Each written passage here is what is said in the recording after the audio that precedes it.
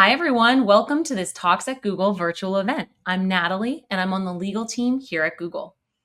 I'm very excited to introduce today's guest, Amanda Montell, whose book, The Age of Magical Overthinking, I recently finished. Amanda is a writer and linguist from Baltimore who, in addition to her most recent New York Times bestseller, has also authored the books Wordslut and Cultish. Additionally, she is the host of two fantastic podcasts, Sounds Like a Cult and Magical Overthinkers. Amanda's prevailing message about magical overthinking is one of hope, empathy, and ultimately forgiveness for our anxiety-addled selves. If you have all but lost faith in your ability to reason, Amanda aims to make some sense of the senseless. And that is why I am so thrilled for her to join us today. Amanda Montell, it is my pleasure to welcome you to Talks at Google. Thank you so much for having me. Also, Natalie, I have to tell you, I don't know if you noticed this, but when you held up the book, it was upside down, which I actually love. No, I love that because I am planning my wedding right now, and there's a lot of sort of cultish, cringe-tastic culture surrounding weddings. And so my partner and I keep calling it a carnival, which is an event where you flip things on their head. And so I felt like that was a sign. I swear I manifested it. Amazing. Yeah, we talked about it in advance, and that was definitely on purpose. I loved that. I love when you just lead with a bit of unexpected surprise. That's funny. So I wanted to start our chat today by posing a question that you have also posed to guests of your podcasts. And that is, what is the most irrational thought spiral you've had recently? Oh, God. How to choose from the poo-poo platter of irrational thought spirals that plague my mind on a daily basis. Okay, I think I'll choose one that's hyper relevant today. Tonight, I'm going to a book tour event for one of my favorite authors, Miranda July. And I go to a lot of her events. And for some reason, in my mind, I'm like, I hope she doesn't think I'm a stalker. But but she does not know I exist, and I'm not a stalker, I'm just a fan. But, like, if you were to show up to some non-famous, non-public figures' events all the time, and you didn't know them personally, that would be strange. And so, just, like, conceiving of those parasocial boundaries is causing me to thought spiral at the moment. That's amazing. So maybe we can start by talking about why I asked about thought spirals, which gets us into a discussion of magical overthinking, which is what your Yes. book is about. So, can you tell us how magical overthinking has manifested and why it's come to be now at this time in today's culture? Absolutely.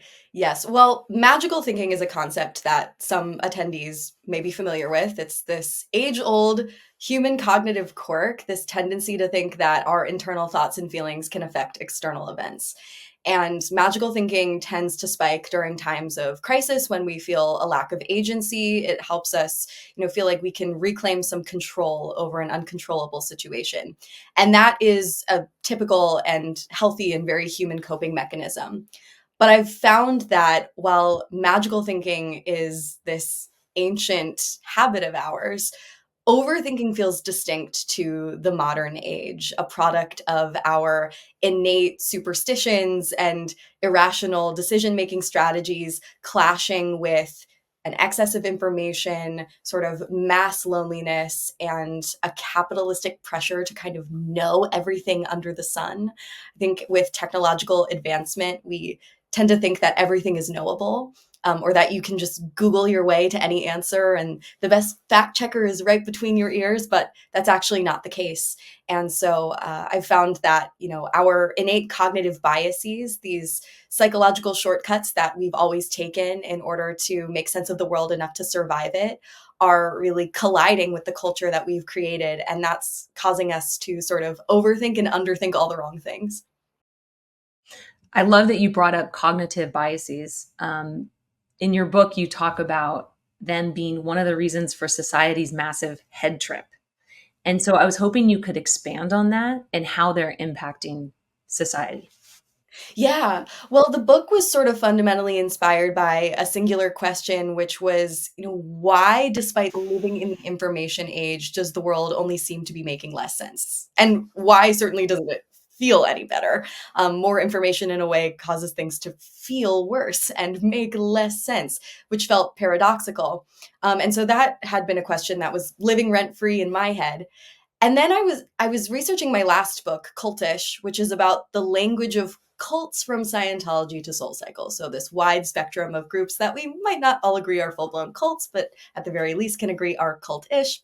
And as I was sort of researching the mechanics of cult influence, I kept coming across mentions of some of the better known biases like confirmation bias, or our tendency to selectively seek out and identify and remember information which validates our existing beliefs while dismissing, forgetting information that controverts it. Or the sunk cost fallacy, which is our penchant to think that resources already spent on an endeavor justify spending even more. And not only did these cognitive biases explain so much of the behavior of the cult followers that I was researching, but they could definitely explain many of my own irrational choices that I could never before justify, like my decision to spend many, many years in a relationship, a romantic relationship that I knew caused me suffering, that was like not unlike a cult of one, so to speak, or my habit of like hallucinating online enemies like based on conflicts that don't even exist in my Instagram comments. And certainly these cognitive biases seem to explain much of the zeitgeist's general illogic, from the extreme cycles of celebrity worship and dethronement that we often see, to mass embrace of Instagram manifestation gurus, to the huge embrace of nostalgia and weaponized nostalgia by public figures. And so I was certain that once I finished with the cult book, I really wanted to write about cognitive biases in the information age, especially because I discovered that hundreds of them have been described. So for this book, I essentially chose my 11 favorites, my 11 faves, the ones that felt most urgent to the culture at large and to my own life. And that's the format of the book. Every chapter is dedicated to a different cognitive bias, which I use to explore some mysterious irrationality plaguing society at large in my own life. Yeah. Another one of the ones that you talked about was the halo effect, or the unconscious tendency to make positive assumptions about a person's overall character based on our impressions of a single trait. So I was Yes. hoping you could also expand on this idea and tell us, how do we see Absolutely. it today? Yeah. So the halo effect is one of these, ancient, deeply embedded cognitive biases that we use to find role models. So just like you said, it is our tendency to, admire one quality in a person and jump to the conclusion that they must be perfect overall. So there was once a time in human history when we were living in small communities when you might clock someone in your town with big muscles and intact teeth, and you might jump to the conclusion that, oh, they must be a skilled hunter, or had avoided disfigurement from battle and must be a really strong fighter. And thus, this would be a good person to align myself with for survival purposes. But we're now mapping the halo effect onto modern parasocial relationships. We, see a pop star whose music we enjoy, and we jump to the conclusion that they must be worldly, educated, nurturing. Perhaps that they care about us as much as we care about them. Perhaps that they align politically with our values. And that sort of parasocial role model relationship is becoming more intense in our society these days. A parasocial relationship, for those unfamiliar, those lucky enough to be unfamiliar, is described by a relationship, or defined by a relationship where only one person is really aware of it. One person is investing incredible time and hope and resources and money into this dynamic, and the other person is just unaware. So that can happen between an influencer and a follower, or a celebrity and a fan, an athlete and a fan. And increasingly, as young people in particular, but so many of us, are losing trust in authority figures from the government or the healthcare institution or traditional religion, we increasingly are looking to celebrities as a kind of, all-in-one paragon, someone who we can look to for political guidance, for spiritual guidance, for identity formation. And that can be healthy in small doses, but because of the halo effect in combination with, our lack of trust in certain authority figures and, the increasing role that celebrities play in our lives due to social media, there is this illusion that they are our friends, that they can receive our messages, that they do care about us.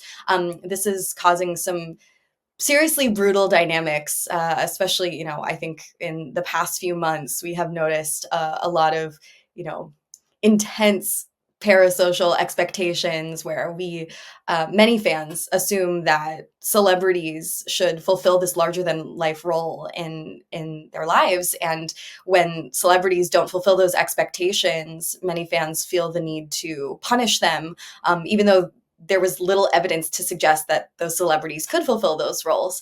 But in our society now, we find that celebrities are not just here to entertain us, they're here to save us. But really, no one can save us except for maybe that guy in your community with big muscles. I love that. I love that concept. I wanted to segue to proportionality bias, where you say anyone is capable of drawing an oversimplified conclusion about cause and effect if it matches their pre-existing worldview, which we've seen you describe with celebrities. Can you give us another example of how you see this in everyday life and also how we can fight against this? Yeah, of course. I'm now also thought spiraling about that very last comment that I made where, like, that guy with big muscles in your community can save you. I was kidding, and I was also talking about the Neolithic period, so just wanna clarify. Okay, proportionality bias. It is funny that when you've written a book about overthinking, you're almost given permission to, like, reveal your most thought spirally self in talks about that book. Back to the topic at hand. Proportionality bias is a fascinating cognitive bias. It describes our tendency to think that big events or even just big feelings must have had a big cause. So, this is the cognitive inclination that underlies so much conspiratorial thinking. The global pandemic strikes, such an immense tragedy. Many folks jump to the conclusion that it could not have been the result of a bunch of small, random, disconnected misfortunes. A government must have engineered it on purpose. That's the only way that this makes proportional sense, right? Or, say something personal happens in your life that's tragic and inexplicable. We tend to make these misattributions of cause and effect, like, the only reason why my house was hit by a tornado was because I was unkind to my grandparents last year. We tend to sort of make those false connections because we tend to mythologize the world as an attempt to make sense of it, which is such an ironic thing that human beings do that I'm hardly the first to point out, but am ceaselessly fascinated by.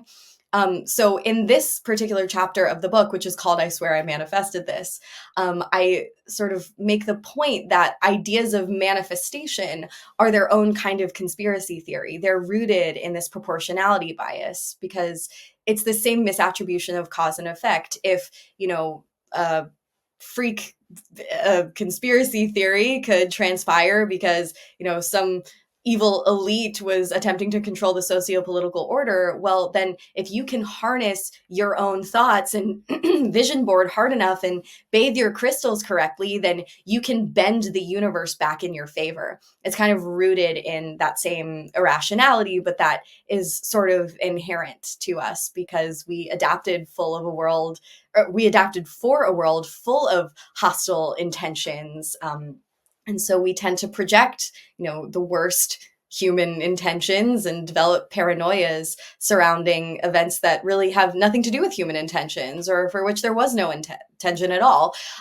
So yeah, I noticed that during the pandemic lockdown, there was just a glut of social media manifestation gurus entering people's for you pages and feeds promising a sort of bespoke manifestation technique that could help them reclaim control over this terrifying situation. And it is absolutely true that your mindset can influence outcomes, but when you apply a sort of dogmatic attitude toward that and attempt to exploit it monetarily en masse, that can be pretty dangerous. So in that chapter, I tell the story of a cult followed manifestation guru on Instagram that I gave a pseudonym because I'm scared of her. I called her the manifestation doctor. And I tell the story of how she sort of sent some people down a conspiratorial rabbit hole.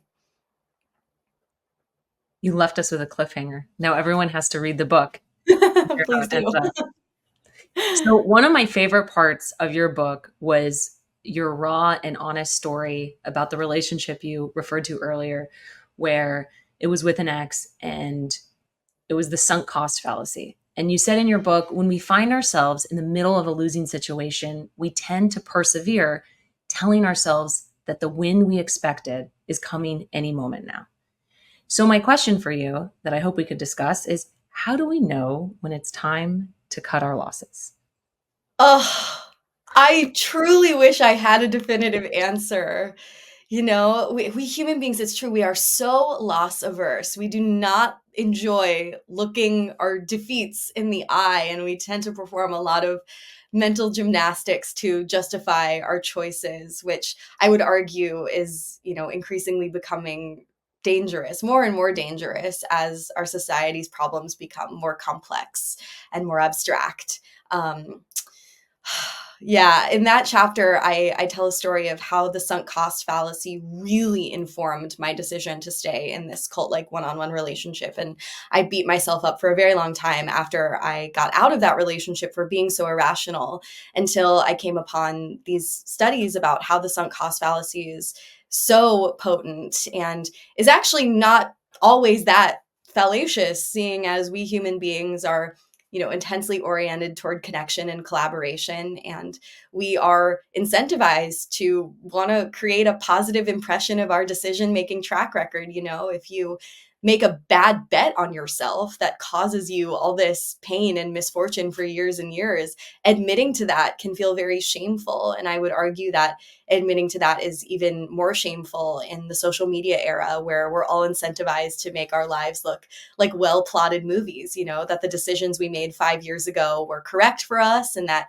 we've planted the correct seeds in our life that have, led to the beautiful flowers. I don't know what metaphor this is, but yeah, we want our lives to make sense. We want the bets that we make on ourselves to come to fruition and yield high rewards. And yet that's not how life works. Life is not a movie, and it doesn't have plot points. We're kind of shooting in the chaotic dark.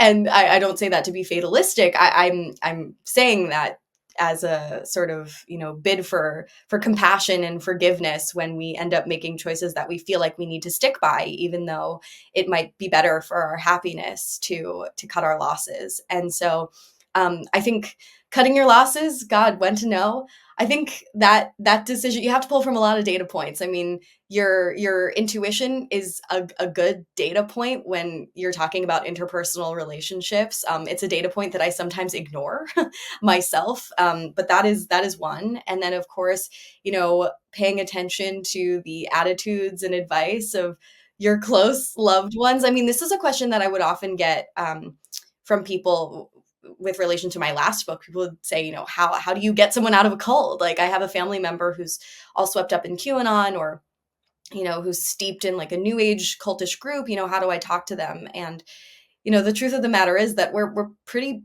bad at changing other people's minds with facts and data. A sort of disheartening stat that I came across while researching the Age of Magical Overthinking was that as science literacy improves in our culture, it doesn't make us better at, discerning real facts. It just makes us better at using science to defend our existing beliefs.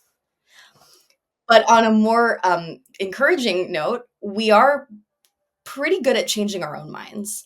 And so I think if we can, you know, generate awareness of these cognitive biases, and at times, if we're able, use that awareness to make better choices in the future without shaming ourselves or shaming other people who aren't making those same choices, that can be really beneficial. But sadly, I don't have the perfect definitive answer for when it's a good time to cut our losses. But just, taking note of the irrational, cognitive, or resource rational, not truly irrational. Our cognitive biases developed for a reason. They developed to help us make sense of a very different world. And now that our world is more complicated, they are not always so helpful. But becoming aware of biases like the sunk cost fallacy has definitely helped me make slightly better choices in my personal and professional life.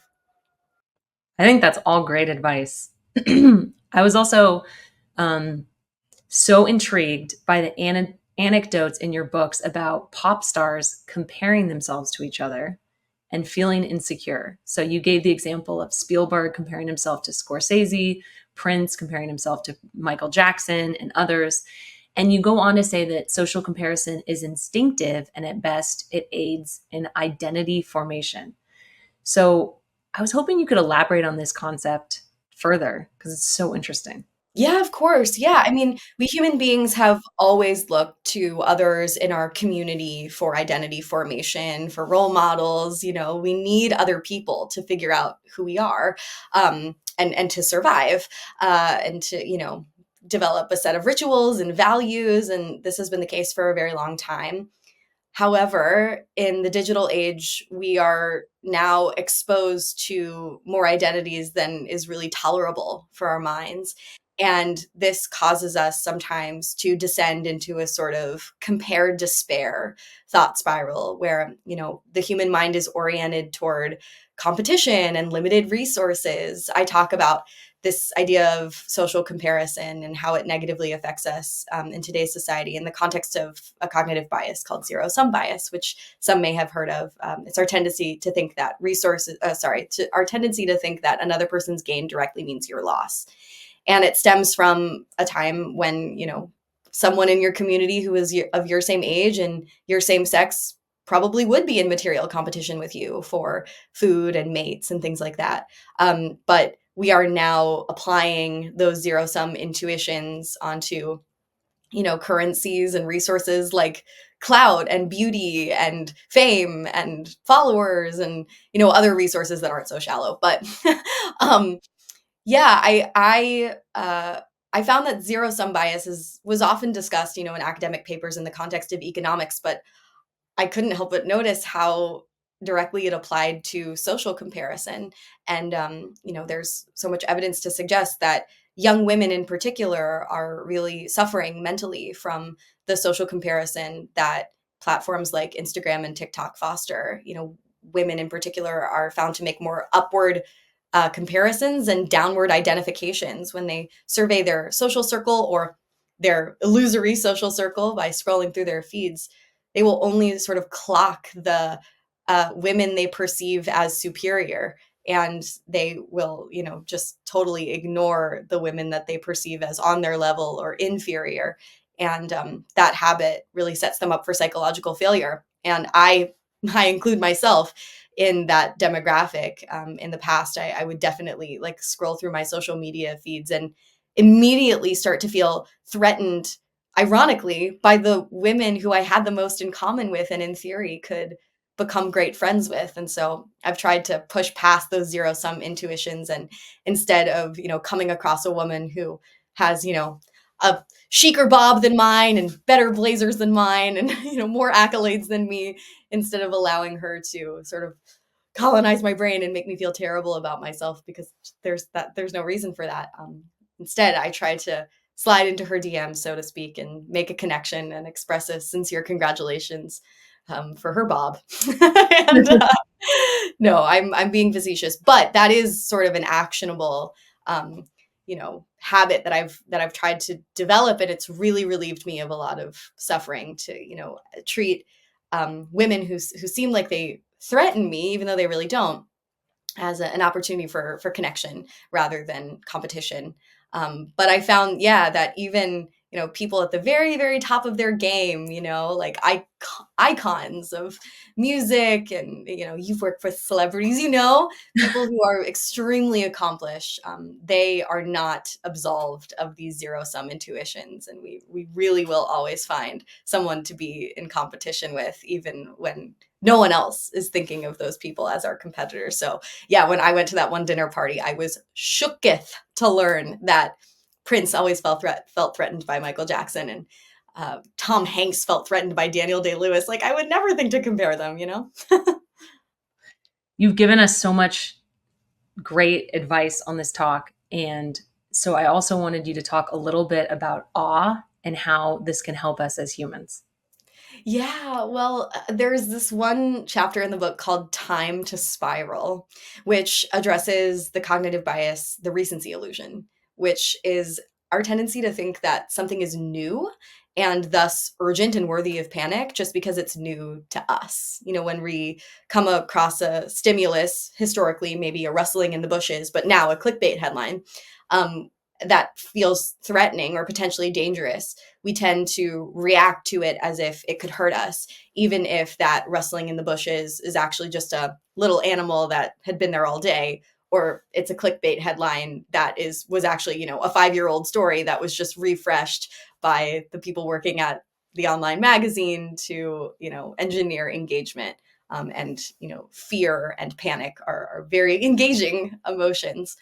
So I was looking into techniques to combat our tendency to thought spiral in the face of so many stimuli in the digital age. And one I kept coming across had to do with the feeling of awe, and how, you know, if there is a negative thought or, you know, a subject that you've been panicking about that you just like cannot shed from your brain, one way to sort of step outside of yourself and interrupt that thought spiral is to immerse yourself in this sort of humbling wonder that we experience when we're in the midst of something that we can't truly understand, like, you know, a beautiful natural view or a collective dance ritual, or a spiritual practice.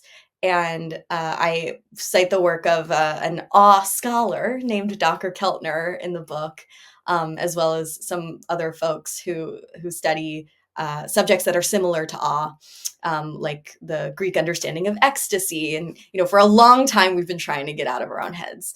And I would argue that, you know, we are more in our heads now than ever. But, you know, I've found just personally that whenever I've felt like truly irrationally panicked up here in this noggin, being able to immerse myself in a feeling of awe, you know, even just something as simple as like looking up at the clouds, you start to sound pretty psychedelic the second you start talking about awe, which I think is okay. But yeah, no, that literally this past Memorial Day weekend, I was totally thought spiraling about something, and I like looked at the clouds and I was like, I am so small and these worries are not real. Now, some worries are real. Some worries are very, very real, and looking up at the clouds will not help. Actually, though, I would argue that looking up at the clouds will never hurt. Almost will almost never hurt. I don't want to give any absolutist advice here, but yeah, in general, feelings of awe can really help with irrational thought spirals. I love it. So, as we close out our chat today, Amanda, other than staring up at the clouds, are there any other final thoughts that you'd like to leave us with about how we can combat the negative effects of magical overthinking? Yeah. Well, I really try to lead with curiosity wherever I can, which is easier said than done. But when other people's behaviors, and my own behaviors especially, feel totally nonsensical to the point where I'm just like, this must be evil. This just must be pure evil. There's no other way. The universe must be against me, and that person must be evil, you know. Instead, I try to reconnect with that feeling of curiosity. You know, what psychological motivators are really at play here?